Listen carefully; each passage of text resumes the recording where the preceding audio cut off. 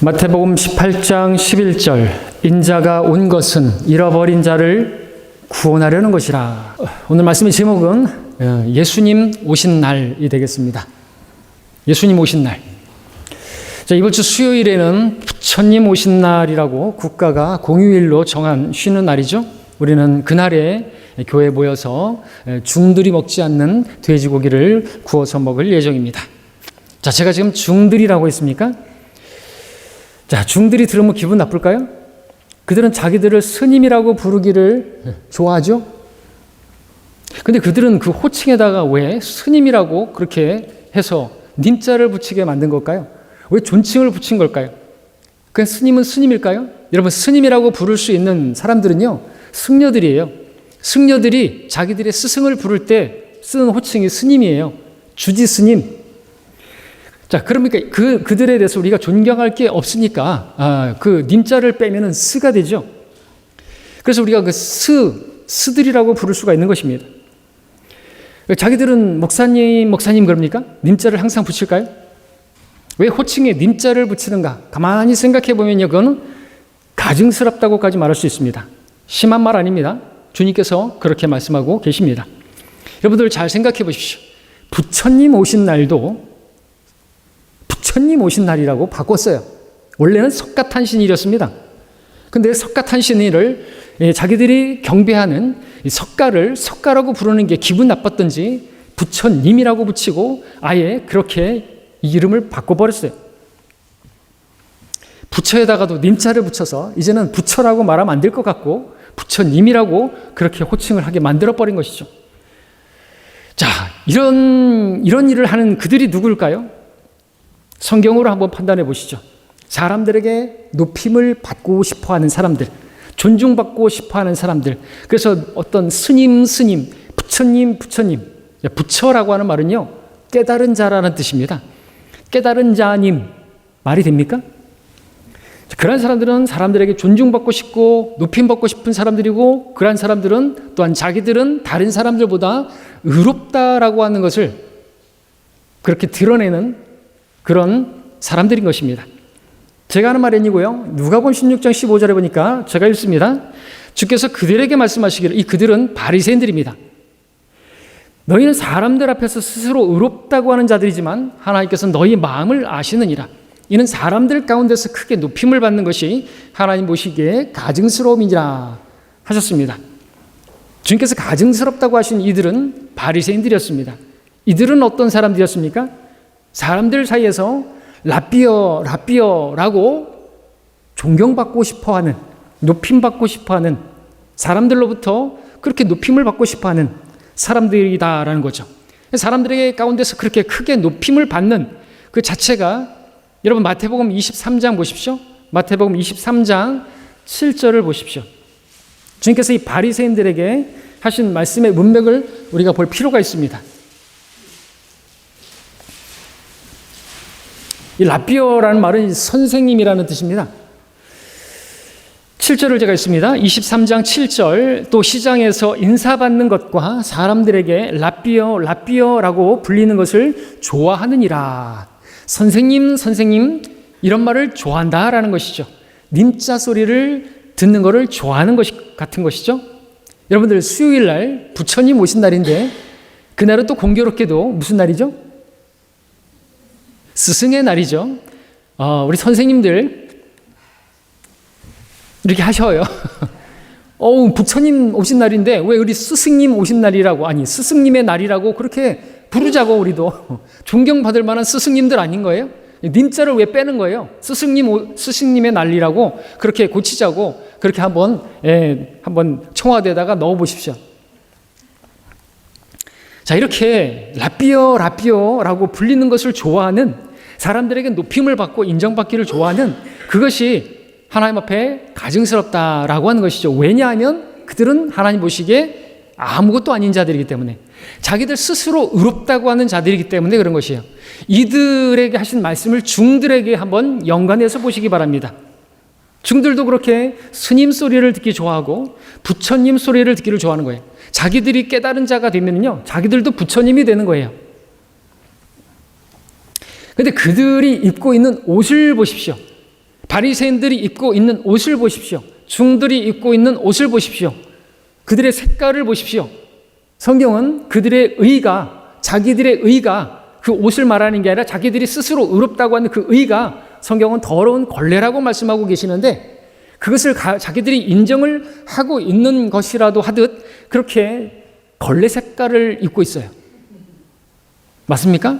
여러분들 하얀 것도 계속해서 걸레처럼 써보세요. 그 색깔이 나오는 거예요. 그런데 말입니다, 그렇게 자기들의 의가 더러운 걸레라고 인정을 하는지는 모르겠지만 그들의 옷을 보게 되면요, 바리새인들처럼 여러분들 5절에 보시면 그들은 옷단을 넓혀 입느니라고 하나님께서 지적하셨습니다. 여러분, 옷단을 넓혀 입는 것이, 중들도 옷단이 넓습니다. 바리새인들도 그렇습니다. 오늘날 가운 입은 목사들도 그렇습니다. 추기경들, 교황들 보십시오. 왜 그런 치렁치렁한 옷을 입는 것입니까? 그런 옷을 또 누가 입습니까? 왕들이 입습니다. 골룡포라고 하죠. 홍룡포라고 하죠. 왕들이 입는 옷은 옷단이 넓습니다. 양반들도 마찬가지입니다. 옷단이 넓습니다. 옷단을 넓혀 입는 사람들의 특징이 뭔지 아십니까? 일하지 않는 사람들이에요. 중들이 중생을 위해서 섬기는 자들이라고 한다면 그들의 옷단은요, 양반이 아니라 쌍놈처럼, 쌍놈은 왜 놈자를 붙인 겁니까? 놈자를 빼면은 듣는 그 상놈들이 기분 안 나쁠 텐데, 놈자 빼면은 상인데, 상 얼마나 좋아요. 근데 왜 그렇게 그 상놈들은 옷단이 넓지가 않은가요? 왜 넓지 않은 줄 아시죠? 일을 해야 되거든요. 옷단이 넓으면 어떻게 일을 해요? 치렁치렁 걸려요. 여러분들, 자매님들 딱 옷을 입었는데 어떻게 해요? 일을 하려면 뭐부터 해야 되죠? 팔 소매부터 걷어 붙여야 되는 거 아니에요? 왜? 이게 치렁치렁하면 이것도 지금 그런데 이걸 벗어야 되잖아요. 자기들은 그런 더러운 일을 못하겠다는 거예요? 막 설거지 못하겠다는 거예요? 자기들이 그렇게 의로워요? 그래서 의로워서 그런 옷을 입고 일반 평민과 다른 차별되는 그런 옷을 입고 자기들의 목에 힘을 주고, 신부들은 또 다른 것을 증명하기 위해서 무슨 로만 칼라를 하고, 왜 그러는 것이? 자기들이 높아지려고. 다른 이유가 아닌 거예요. 구별 지으려고 하는 이유가 뭐며? 자기가 그러면은 그런 옷으로 자기가 의롭다, 일반 성도들보다 의롭다고, 거룩하다라고 그렇게 과시하려고 하는 것이죠. 빈수레가 요란한 것입니다.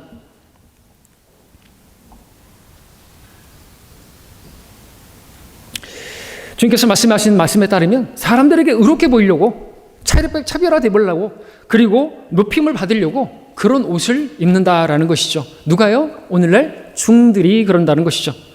근데 하나님께서 누구를 높이시나요? 누구를 의롭다고 하시나요? 일단 누구를 높이시나요? 오히려 자기를 낮추는 사람들을 높이시는 것이죠. 주님께서 마태복음 23장 지금 바리새인들에게 쭉 말씀하시다가 여러분들 23장 펼쳐져 있죠? 12절에 보시면 결론을 내리듯이 뭐라고 말씀하셨습니까? 마태복음 23장 12절을 우리 한 목소리로 읽어보도록 하겠습니다. 12절입니다. 23장 12절 시작. 누구든지 자신을 높이는 자는 낮아질 것이요 자신을 낮추는 자는 높아지리라 말씀하고 있습니다. 누가 높여짐을 당한다고요? 주님께서 높이신다고요? 자기를 낮추는 사람. 근데 자기 스스로 높이고 그 높이기 위해서 의복도 달리 입고 그런 사람을 하나님께서 높여주실 리가 없죠. 또한 하나님께서 의롭다고 하시는 사람은 누굽니까? 스스로 의롭다고 말하는 사람이 아니라 겉으로 그렇게 재색 옷을 입고 그렇게 걸레 같은 옷을 입는다고 해서 그들이 의롭게 되는 것도 아니고, 오히려 누가복음 18장에 나오는 그 세리처럼 비우지만 가슴을 치면서 죄인인 나에게 자비를 베푸소서라고, 나는 의롭지 못하다고, 내 의는 더러운 걸레라고 그렇게 고백하는 사람이 의롭게 된다고 주님께서는 말씀하셨죠. 누가복음 18장 14절에 보니까 그 18장의 그 문맥도 바리새인이 등장하고 반대되는 그러한 세리가 등장하는, 죄인 세리가 등장하는 것이죠. 결론도 뭐냐니까 18장 14절에서는 내가 너희에게 말하노니 이 사람이 저 사람보다 의롭게 되어 자기 집으로 내려갔느니라. 이는 자신을 높이는 자마다 낮아질 것이요 자신을 낮추는 자마다 높아질 것임이라. 마태복음 23장 말씀과 동일하게 같은 말씀을 하고 계시는데 공교롭게도 두 곳에서 다 바리새인이 나오고 있는 것입니다. 바리새인들의 특징은 자기들의 옷을 또 구별화시킨다라고 하는 것이죠. 옷단을 넓혀 입는다라고 하는 것입니다. 자, 이런 말씀에 따르면 중들, 불교인들, 그들은요 누구보다도 구원받기가 어렵습니다. 왠지 아십니까? 주님께서 오신 목적은요 죄인들을 찾아 구원하려고 오셨기 때문에 그렇습니다. 근데 자기들이 죄인이 아니래요. 자기는 의롭다고 하는데 무슨 답이 없어요. 구원받지 못합니다. 자기들의 의로, 자기들의 행위로 의롭게 되려고 하는 그런 시도를 하고 고행을 통해서 자기들이 극락왕성의 그런 꿈을 꾸고 있는 사람들이 어떻게 예수님을 받아들일 수가 있겠습니까? 부처님 오신 날이라고요? 소란스러운데 부처님 오신 날이에요? 수요일 날이?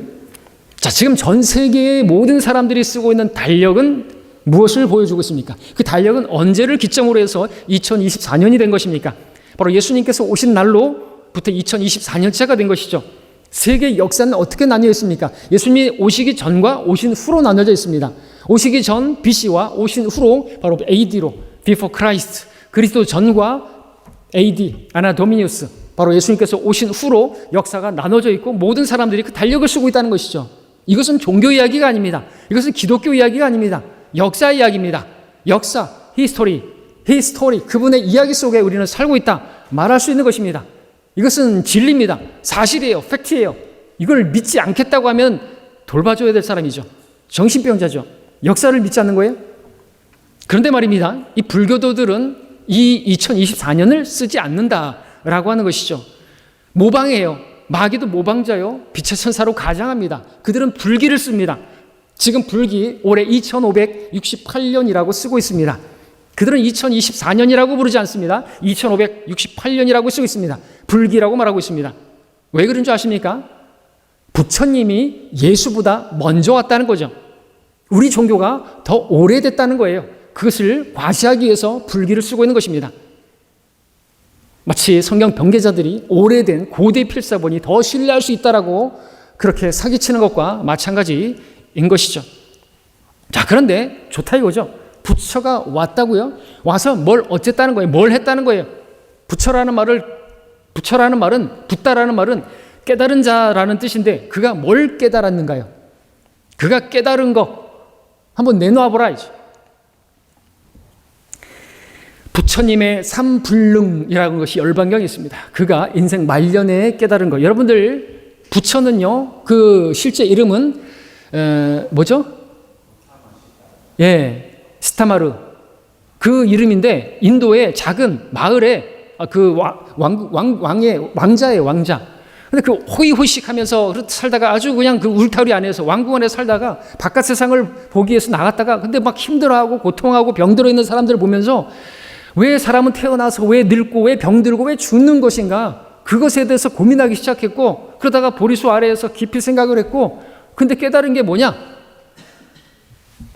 첫째, 세 가지인데 불능, 면정, 업중생.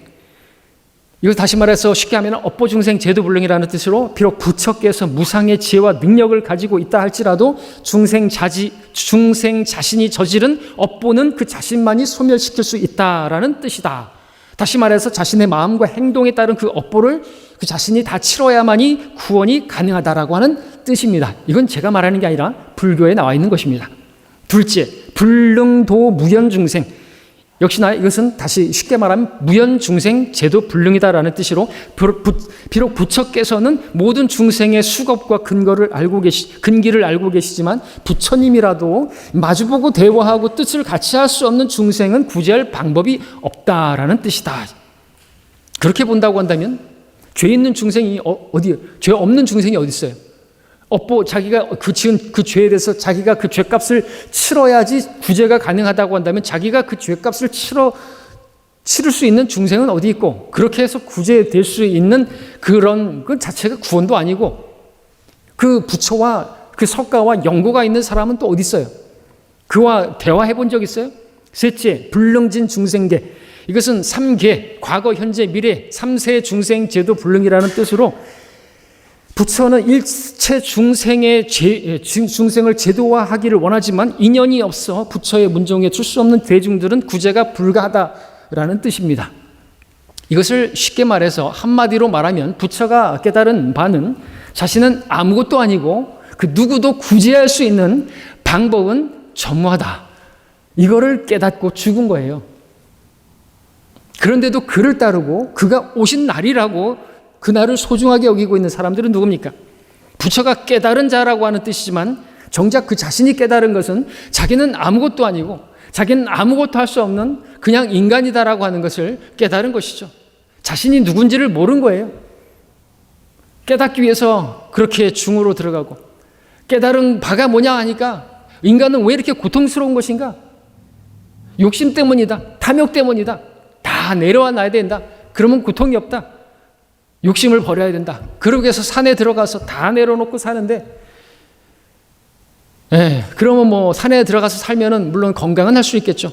육체의 고통도 뭐 덜 할 수는 있겠죠. 그래서 병든 사람들이 산에 들어가서 암자 짓고 그렇게 살기도 하죠.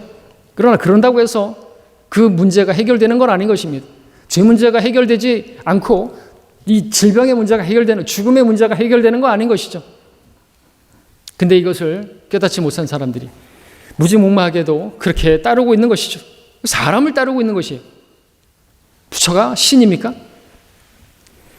자, 그러면서 부처님 오신 날이라고 떠들고 있고 정작 자기들이 지금 쓰고 있는 예수님 오신 날, 그 2024년이라는 달력을 쓰고 있으면서 예수님의 오신 것에 대해서는 전혀 관심을 갖지 않고 있다라고 하는 것은 아이러니한 일이 아닐 수가 없습니다.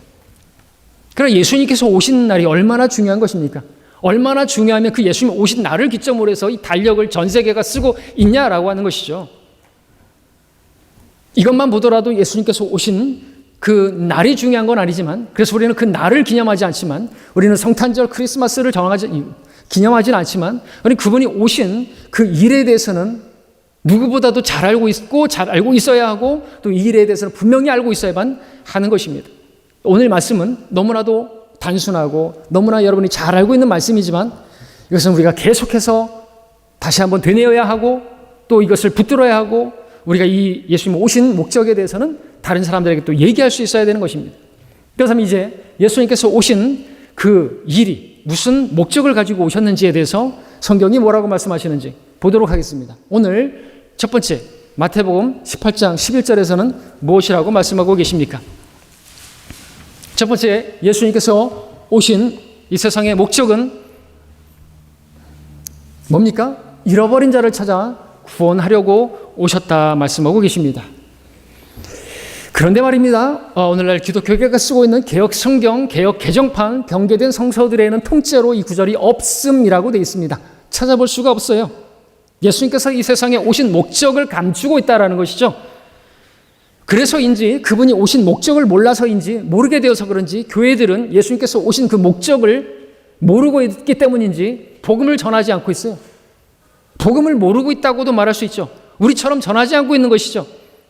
그래서인지 이웃 사랑에만 열을 올리고 있고 전도라고 한다고 하지만 그저 당신은 사랑받기 위해서 태어났다고, 하나님은 사랑이시라고 이런 얘기만 하고 있는 것입니다.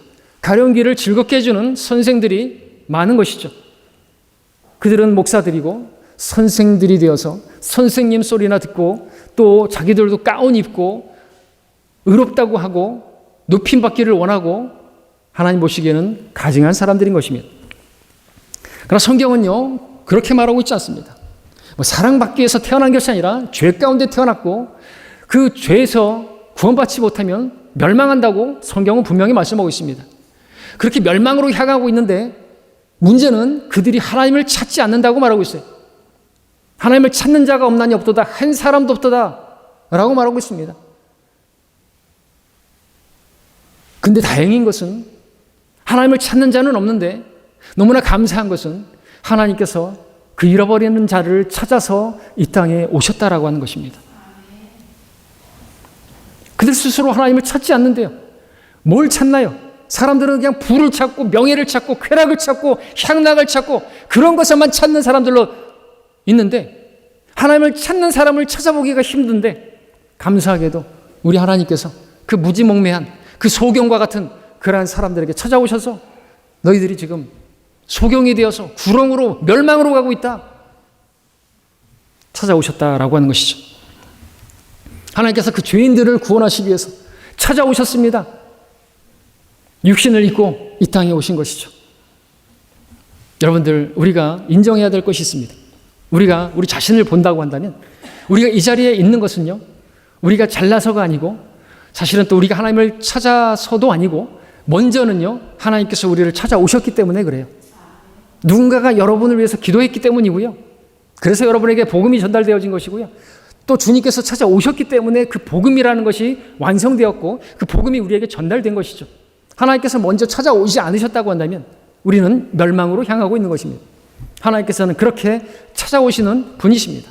그렇기 때문에 우리도 찾아가야 하는 것이죠. 가라 말씀하시지 않습니까? 가야죠. 여러분, 아담과 이브가 죄를 지었습니다. 하나님의 명령을 어겼습니다. 그들은 이제 하나님 말씀대로 죽게 되었고 멸망하게 되었습니다. 죄 가운데 그렇게 멸망할 수밖에 없었습니다. 그런데 어떻게 됐던 것인가요? 하나님께서 찾아오셨습니다.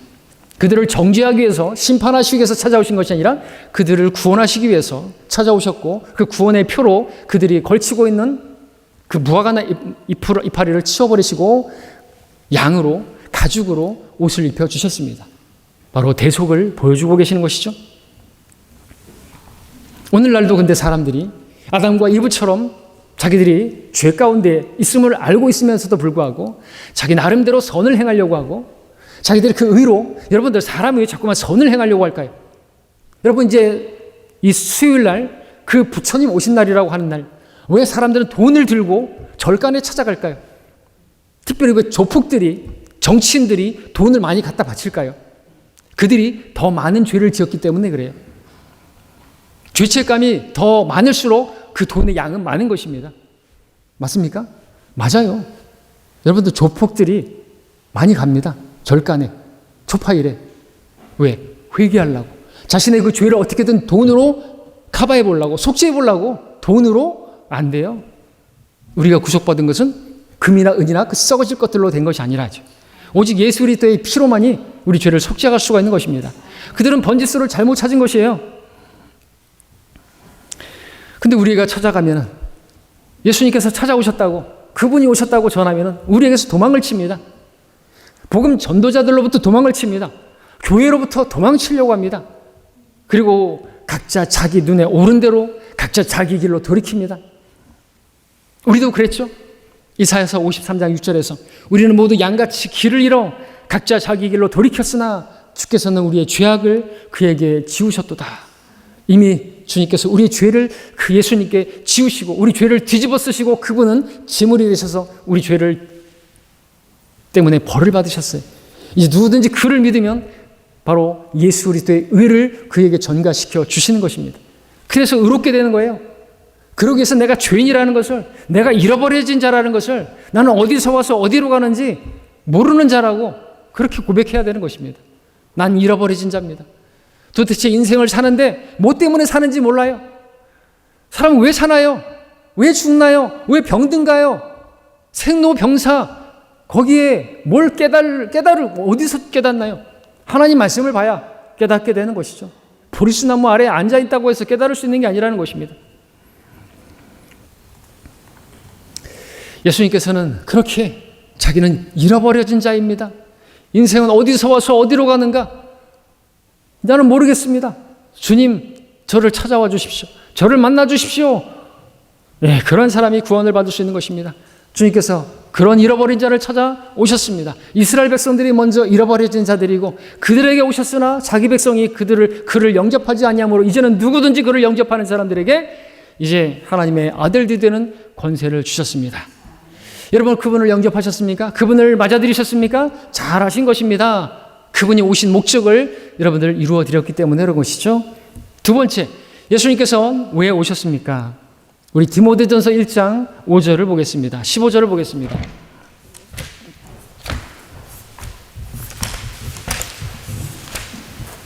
디모데전서 1장 15절 보겠습니다.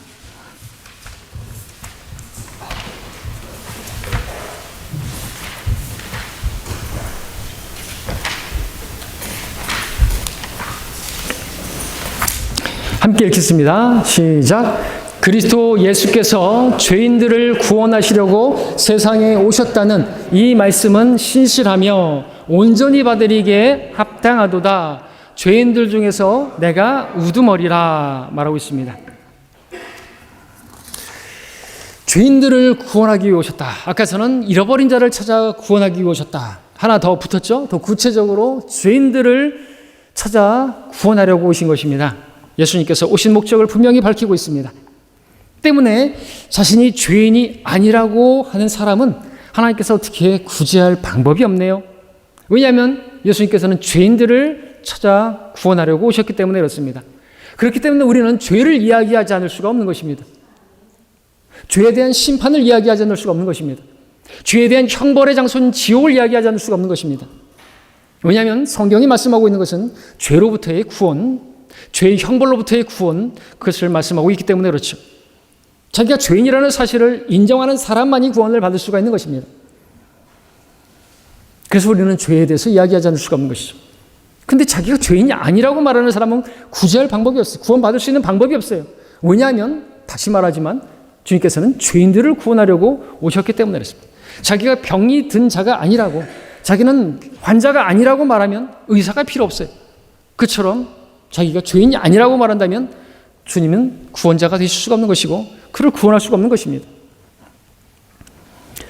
여러분들은 죄인이라고 고백을 했죠? 여러분들이 인생 가운데서 깨달은 것 중에서 가장 놀라운 계시는요, 다른 게 아니라 내가 죄인이라는 것을 깨닫게 된 게 가장 큰 축복이에요. 저는 제가 죄인이었지만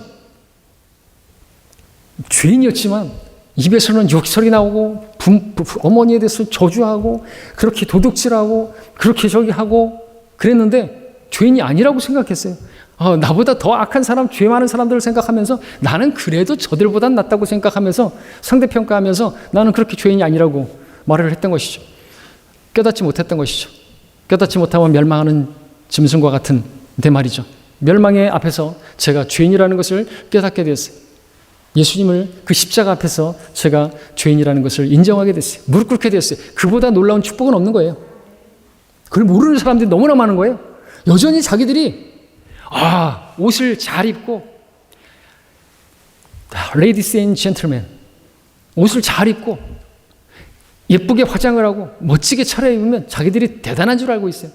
충장로에서 우리가 복음을 전하면 손가락질하면서 그 사람들은 누군지 아세요? 양복 입고 그렇게 또 양장 입고 옷을 예쁘게 차려입고 그러고 걸어가는 사람들이거든요. 하나님께서 그들의 외모를 보지 않는데 자기들은 그런 의로, 그 외모로 자기들이 죄인인 걸 감춰버린대. 하나님 앞에 섰을 때는요, 백보자 심판석에는요, 벌거벗겨져서 씁니다. 가려줄 수 있는 게 아무것도 없어요. 벌거벗겨 놓으세요. 충장로에서 어디 도망갈 데 없나 춤지요. 근데 여러분, 아담과 이브가 범죄하고 자기 눈 열려가지고 벌거벗은 것을 알게 되고 두려워서 무서워서, 두려운 게 아니라 부끄러워서 숨었다 그랬어요. 그와 같이 죄의 결과가, 그 죄는요, 사람을 부끄럽게 만드는 거예요. 뉴스에 나오는 그 죄수들이 왜 모자를 눌러 쓰고 마스크를 쓰고 그러나요? 죄가 들통났거든요. 부끄러운 거예요. 자기들의 죄가 백보자 심판석에서 마치 3D처럼 다 공개되어진다고 한다면요, 부끄러워서 근데 감출 수가 없어요. 하늘과 땅과 자기들 설 자리도 보이지 않고 어디 바위를 굴려서 내 얼굴을 깔아달라고 말할 수도 없다고요. 지옥의 불못에 나를 던져주십시오라고 말할 수밖에 없다는 거예요. 자, 그런 우리가 이것을 보게 된 거예요. 내가 죄인이다. 여러분, 디모데전서 1장 15절에 보니까 특이한 표현이 나오죠. 사도 바울은요, 자기가 죄인들 중에 우두머리라고 말하고 있어요. 이것은 현재 시제입니다. 영어로도 그렇고요. 그러니까 지금도 자기는 죄인들 중에 우두머리. 과거에 자기가 하나님의 교회를 박해하고 그래서 죄인들 중에 우두머리가 아니라 지금도 그러다라고 하는 것이죠. 이것은 우리에게 놀라운 것을 가르쳐 줍니다. 여러분들, 처음에 구원받았을 때보다 지금 여러분들 자신이 더 큰 죄인이라고 여기십니까? 그러면 여러분 많이 성장한 거예요. 여러분이 아직도 여러분이 구원받았을 때보다 지금이 더 큰 죄인이라고 생각지 않고 있다고 한다면 여러분은 그만큼 성장하지 못한 것이, 아직까지도 눈을 뜨지 못한 것이, 여러분, 우리가 성장하면 성장할수록 하나님의 은혜가 더 가까이 가면 갈수록, 하나님께 더 가까이 가면 갈수록, 빛 가운데 더 가까이 가면 갈수록 우리는 내 자신이 얼마나 추한 죄인인가. 우리가 비록 내가 살면서 저 믿지 않는 죄인들이 짓는 그 죄들은 짓지 않는다 할지라도 우리는 고백합니다. 참 나는 아무것도 아닙니다. 나는 참으로 한심한 사람입니다. 왜? 하나님이 뜻대로 살지 못하고 있는 내 모습을 보면서 그렇게 말하지 않을 수가 없다는 것이죠. 선을 행할 줄 알면서 행하지 않는 그런 나의 모습을 보면서 나의 불충과 게으름을 보면서 나는 참으로 악하고 게으른 종이구나. 여러분 게으름만 피워도 그건 악한 거라고 성경 말씀하고 있어요. 근데 그런 성경 말씀을 읽지 아니하고 그 빛 가운데 주님과 교제가 없으면 그만큼 성장이 없는 것이고 성장 없는 사람들의 특징은 자기가 아직도 의로워요. 예수님 믿어줬어요. 여러분 예수님 믿어줬습니까? 하도 남편이 아내가 부모님이 예수님 믿어야 된다고 하니까 믿어줬습니까? 구원 안 받은 거예요. 지옥 대기자입니다. 자기가 죄인인 걸 볼 수 있어야 되는 거예요. 그리고 볼수록 더 내가 죄인이라는 걸 나 같은 죄인 살리신 주의 은혜 놀라워 존 뉴턴의 은혜 그 찬양시처럼 나 같은 죄인도 없다는 거예요. 나 같은 죄인 살리신 주 은혜 놀랍다 이거죠. 그 광명을 찾게 된 거예요. 그전에는 어둠 가운데 살았는데 그런 극악무도한 죄인인 나를 구원하신 그 주님을 이제 보게 되었어요. 찬양하지 않을 수가 없는 것이죠. 그분께 예배 드리지 않을 수가 없는 것이죠. 그 무엇이 더 귀한가요? 주님보다 더 귀한 것은 없는 것이죠. 그래서 자기를 알면 할수록 하나님께 받은 은혜가 그 하나님의 영광이 더 놀랍기 때문에 우리는 그분 앞에 머리를 숙이고 그분을 더 높여드리는 그런 우리들이 된 것이죠. 예수님께서 왜 오셨습니까? 바로 이 죄인인 나를 찾아 구원하기 위해서 오셨습니다. 그것을 잊지 마시길 바랍니다. 세 번째, 요한복음 9장 39절 보겠습니다. 요한복음 9장 39절입니다.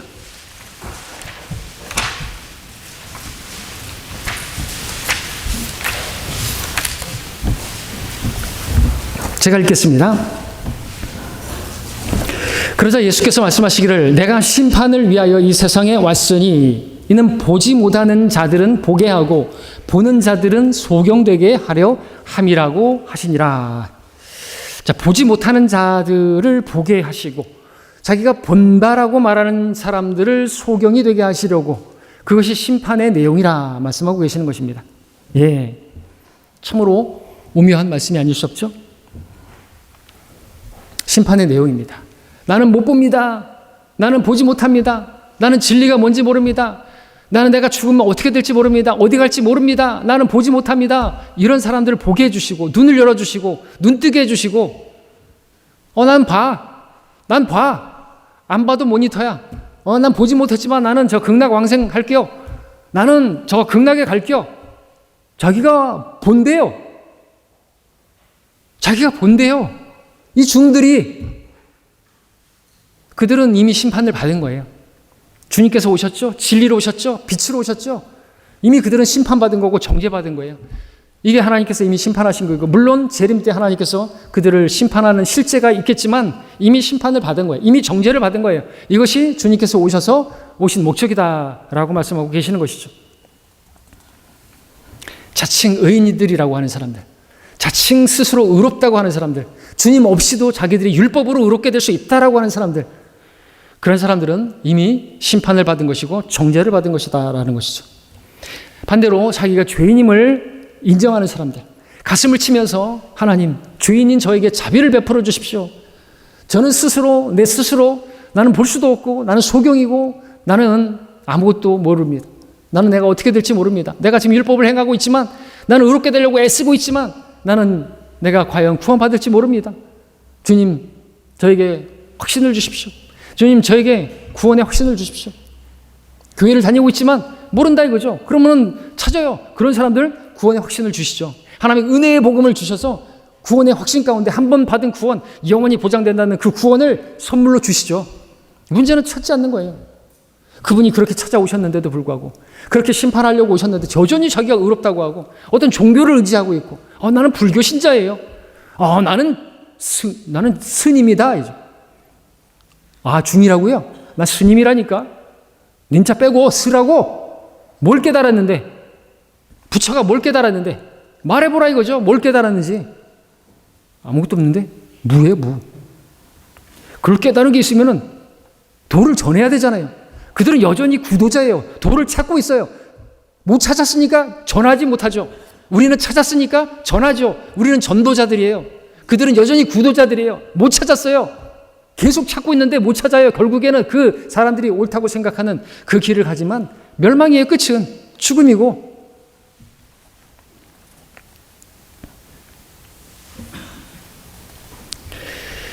자, 복음서를 보게 되면 사람들이 옳고 그름을 놓고 논쟁을 합니다. 종종 볼 수 있습니다. 예수님께서는 무엇을 옳고 무엇이 그른지 보여주기 위해서 세상에 오셨습니다. 빛과 어두움을 나눠주기 무엇이 진리인지를 보여주시기 오셨습니다. 내가 온 것은 진리를 전하기 위해서 오셨다 그랬습니다. 무엇이 깨끗한 것인지 무엇이 더러운 건지를 보여주시기 위해서 오셨습니다.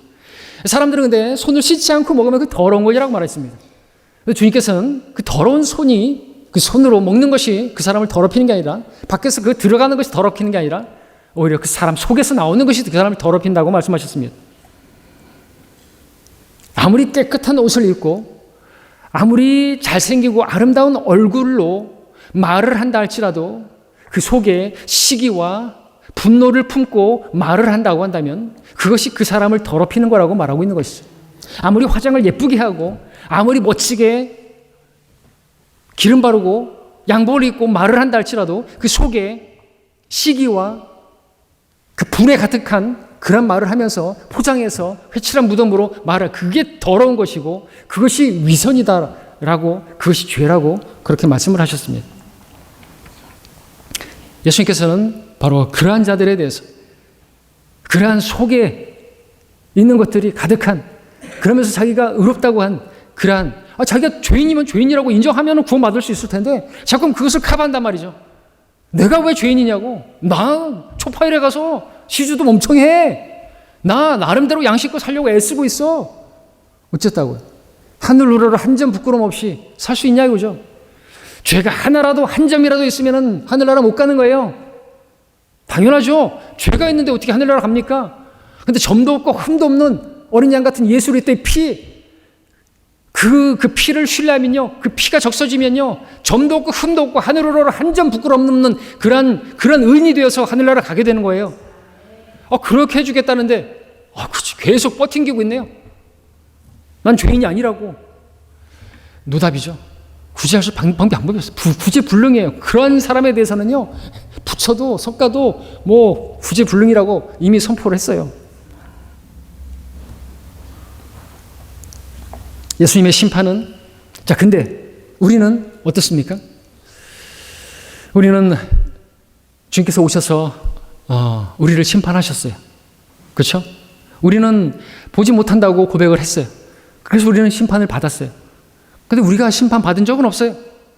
주님께서 나를 대신해서 심판을 받아주셨네요. 십자가에서 나를 대신해서 심판을 받아주셨네요. 우리 눈을 열어주셔서 나를 보게 하심으로써 내가 나 자신을 심판했습니다. 나는 죄인이라고 나를 심판했어요. 그랬더니 주님께서 그래? 내가 너를 대신해서 심판 받아줄게 하고 주님께서 심판을 받으셨네요. 그렇게 심판을 받으시니까 이제 나는 심판을 안 받아도 된대요. 이미 심판을 받은 자로 여겨주신다는 거예요. 우리가 왜 지옥에 안 가는 줄 아십니까? 내가 왜 심판 안 받는 줄 아십니까? 내가 예배를 드리니까요? 아니라는 것이죠. 여러분들이 이 믿음의 길을, 좁은 길을 열심히 걸어가니까요? 아니라는 것이죠. 나 대신에 주님께서 심판받았다고, 내 죄를 대신해서 예수님이 속죄하시고 희생제물이 되셨다고, 내가 받을 형벌을 대신 받았다고, 그 목적으로 지옥까지 다녀오셨다고, 그렇게 성경이 말씀하시는 이 복음을 받아들였더니 받아들인 사람은 뭐가 되는 거예요? 내가 받을 심판을 대신 받았는데 내가 왜 또 심판을 또 받아야 돼요? 세상 법에서도 일사부재리 원칙이라는 게 있어요. 같은 죄로 인해서 두 번 심판할 수 없다, 벌할 수 없다는 거거든요. 예수님이 나 대신 심판받았어요. 그래서 나는 심판 안 받아요. 그래서 우리가 하늘나라 가는 거예요. 죄가 깨끗하게 되었기 때문에 하늘나라 간다라는 것이죠. 이게 복음이에요. 진짜 할렐루야죠. 주님을 찬양해야 되는 것입니다. 주님께서 그 목적으로 오셨음을 여러분 잊지 마시고, 우리가 그렇게 그 목적을 아는 사람으로서, 주님 오신 그 일을 아시는 사람으로 그렇게 살아가기를 바랍니다. 네 번째, 마태복음 5장 17절을 보겠습니다.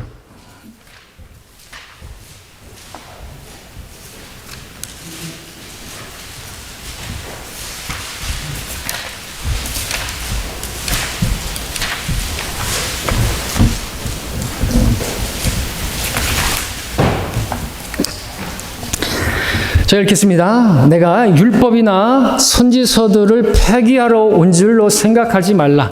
폐기하러 온 것이 아니라 이루려고 왔노라. 왜 오셨다고요? 하나님의 모든 말씀을 이루려고 오셨다. 율법과 선지서는 구약 성경이죠. 하나님의 그 모든 말씀을 다 이루려고 오셨다라고 하는 것입니다. 율법이 뭘 하지 마라, 뭘 해라 하면은 주님께서는 다 하지 않으셨고 하셨습니다. 만지지 말라 하면 만지지 말고 그런 모든 걸 이루기 위해 오셨고 주님께서는 그렇게 율법으로 흠이 없는 그런 삶을 사셨습니다. 예수님께서 자신의 삶을 통해서 하나님의 모든 말씀을 다 이루셨습니다. 예수님께서 인간의 몸으로 이 땅에 오셔서 율법을 다 우리는 할 수 없는데 인간으로서는 불가능한데 주님께서는 가능하셨습니다. 모두 이루셨습니다. 하나님의 말씀을 다 이루셨습니다. 이게 왜 중요한지 아십니까?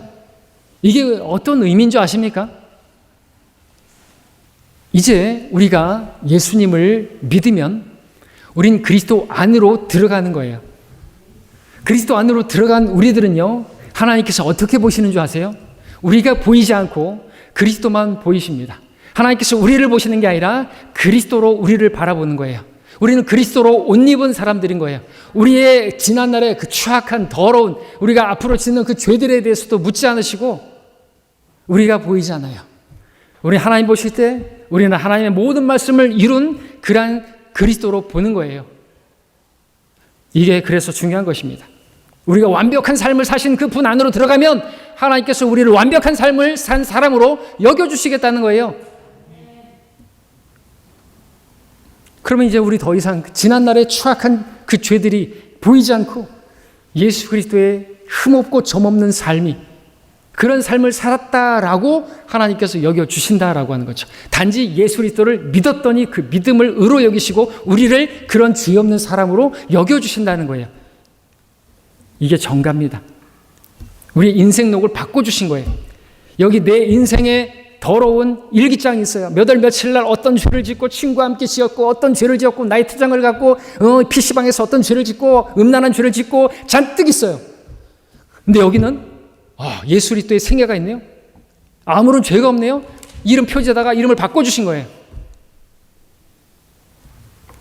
이게 구원이에요. 이게 전가입니다. 그래서 우리가 구원을 받은 거야.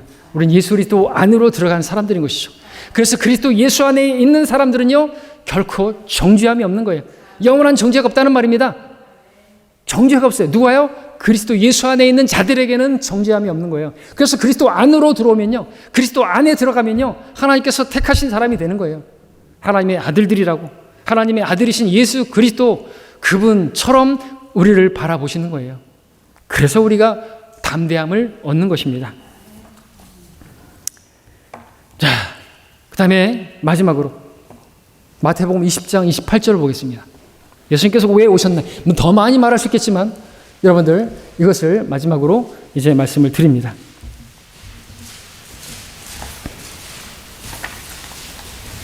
마지막에서 이제 결론을 낼 건데요. 마태복음 20장 28절.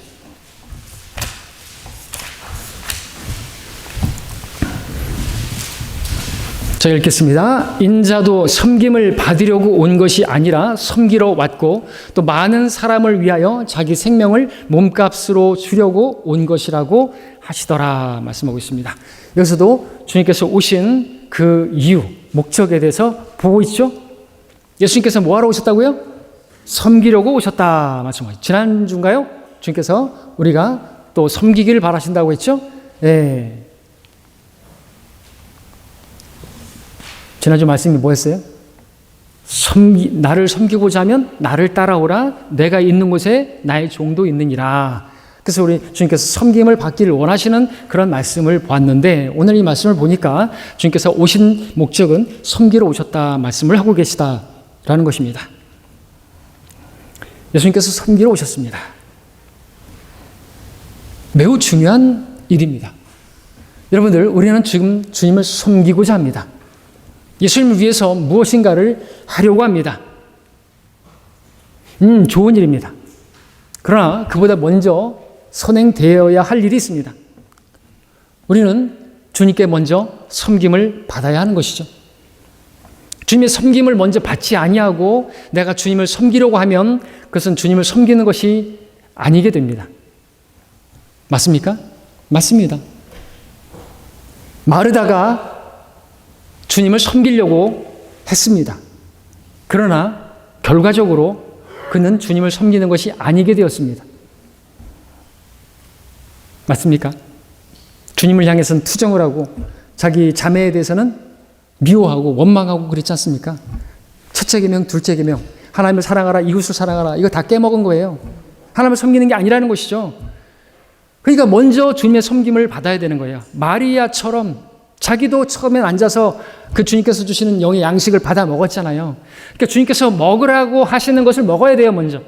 주님의 그 섬김을 먼저 받아야 되는 것입니다. 주님과 교제를 가져야 되는 것입니다. 주님께서 주시고자 하시는 것을 먹어야 돼요. 먹여주시고자 하는 걸 먹어야 되고요. 주님께서 주시고자 하시는 그 기쁨을 누려야 하고요. 주님께서 얼마나 선하신가 맛보아 알아야 되는 것이고요. 그렇게 섬김을 받아야 되는 겁니다. 그렇게 받은 자가, 섬김을 받은 자가 섬길 수가 있는 거예요. 많은 종교들은 그냥 섬기래요. 뭘 하래요? 뭘 하래요? 돈 바치래요. 뭘 돌래요?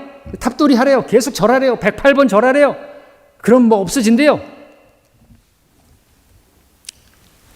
우리 주님께서는 말씀하십니다. 나는 섬기러 왔다. 여러분, 예수님께서 베드로의 발을 씻기려고 하실 때 베드로는 그것을 거부했습니다. 아니, 내가 주님을 섬겨야죠. 내가 주님을 씻겨야죠. 주님께서 저를 씻기시다니요. 말도 안 되는 택도 없는 소리 하지 마십시오. 그래? 넌 나하고 상관없어.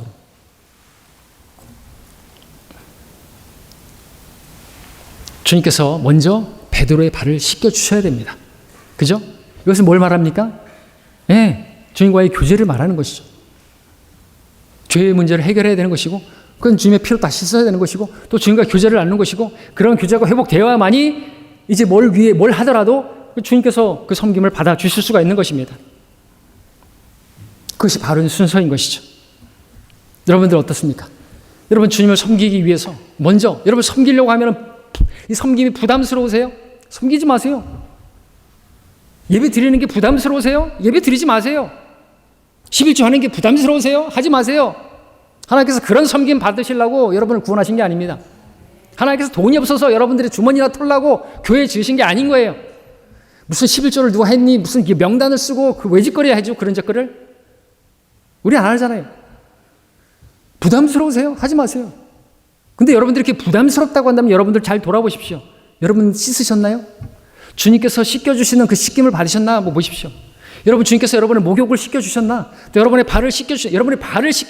여러분이 발을 씻지 않았다면, 그분과 자백을 하지 않았다면, 여러분 죄 가운데 있고 그 죄 가운데 있으면 여러분들 하나님을 섬기는 자체가 부담스러운 거예요. 그런 가운데서 부담스럽게 섬기면요 오래 못 갑니다. 결국 세상으로 가는 거예요. 세상이 좋으면 가십시오. 끝은 아무것도 없어요. 뭐 있는 줄 아세요? 쾌락을 쫓고 어떤 그 자극을 쫓고 순간순간에 와 하는 것을 쫓고 어떤 자극을 쫓고 아무것도 없어요. 그럼 그런 자극을 쫓다 보면요 그 도파민이 500배나 되는 그런 즐거움이 났을 때 그 도파민이 생성되는 그거 마약을 쫓게 되는 결국엔 그 마약이 그 도파민을 엄청나게 극도화시킨다. 기쁨이 생겼을 때 아드레날린이 아니라 막 그 엔돌핀이 솟아나는 그런 것과 함께 그걸 쫓게 되는 거예요. 다른 것으로 만족 못합니다. 헛된 것을 쫓다가 피폐해지고 망가진 그런 육체 가운데서 결국에는 하나님 앞에 구원받았다고 한다면 그리스도 심판상에서 후회만 비참함만 남게 되는 것이죠. 그런 어리석은 삶을 살라고 주님께서 오신 것이 아니고 주님께서 우리를 위해서 생명을 내오신 게 아닌 것입니다. 주님께서 섬기러 오셨고 그 섬김의 절정은 우리를 위해서 자신의 생명을 내어놓으시고 그렇게 나를 위해서 생명을 내어놓고 십자가를 지셨는데 주님 섬기는 게 고작 이 정도예요? 고작 예배 드리는 게 예배 드려주는 거예요? 성경 읽는 게 부담스러워요? 하나님의 말씀을 듣는 게 부담스러워요? 돌아보시기 바랍니다. 그렇게 섬기는 거 하나님 바라지 않으십니다. 그런 게 부담스럽다고 한다면 여러분들 다 내려놓으시고 주님께서 여러분으로 하여금 섬기도록 하십시오. 주님께서 여러분들로 하여금 섬기게 하십시오. 예, 여러분에게 주님께서 주시고자 하시는 것을 받아 드십시오. 말씀을 먹으십시오. 예, 주님께서 여러분을 먹여주시고 싶고 여러분에게 맛보여주고 싶고 한 것들을 받아 먹으시고 맛보시고 주님의 자비와 그 은혜와 그분의 은혜와 영광과 이런 것들을 누리십시오.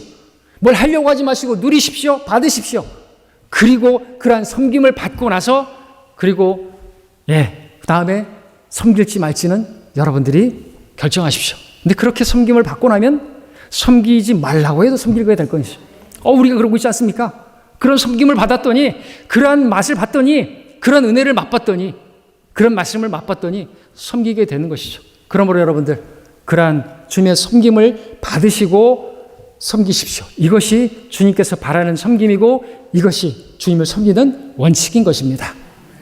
그러한 삶을 살면 주님께서 또 오신 목적이 생명을 얻고 또 풍성히 얻게 하려고 왔다고 말씀하셨는데 그럴 때 진정 우리가 풍성한 생명을 맛보게 되는 것입니다. 주님께서는 여러분들이 그러한 풍성한 생명, 정말 풍성한 은혜 맛보기를 원하십니다. 그렇게 주님을 섬기고 또 그 섬김은요 절대로 무거운 게 아닙니다. 그분의 계명은 결코 무거운 것이 아닌 것입니다. 쉽고 가벼운 것입니다. 주님의 멍에를 메시고 주님과 동행하심으로 말미암아 그런 풍성한 섬김으로 주님을 섬기는 주님의 오신 목적을 성취하시는 우리 모두가 되기를 바랍니다. 기도하겠습니다.